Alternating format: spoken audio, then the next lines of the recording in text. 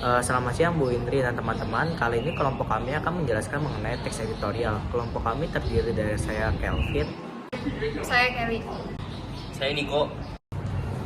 Isi dari presentasi video ini ada pengertian teks editorial, penyusunan teks editorial, kaidah kebahasaan, dan struktur teks.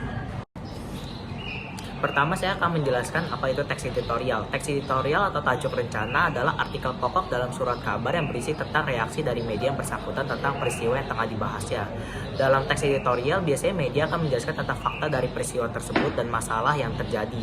Kemudian ada juga penegasan dari pentingnya masalah serta penilaian dari media tentang masalah tersebut, serta kritik dan juga solusi atas permasalahan ini, di mana media mengharapkan reaksi akan peran dari pembacanya.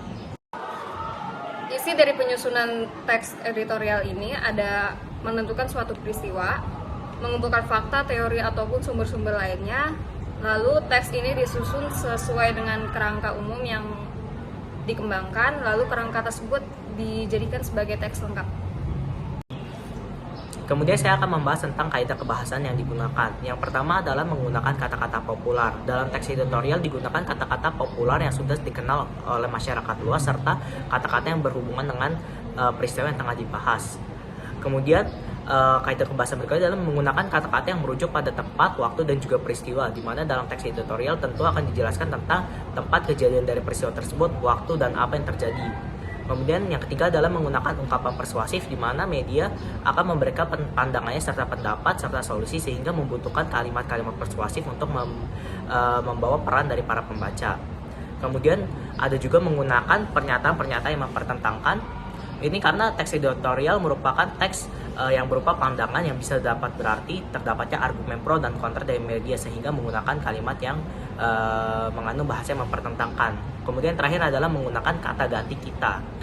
Di sini adalah untuk ajakan berhubungan dengan ajakan persuasif dari media, sehingga lebih cocok menggunakan kata ganti kita untuk bagian persuasif kepada pembaca. Untuk teks editorial terdapat di strukturnya. Pertama ada pengenalan isu sebagai pendahuluan teks, yakni berupa sorotan peristiwa yang mengandung suatu persoalan.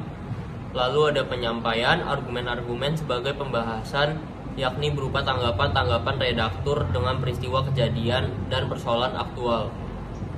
Lalu ada simpulan saran ataupun rekomendasi sebagai penutup berupa pernyataan dalam menyelesaikan persoalan yang dikemukakan sebelumnya.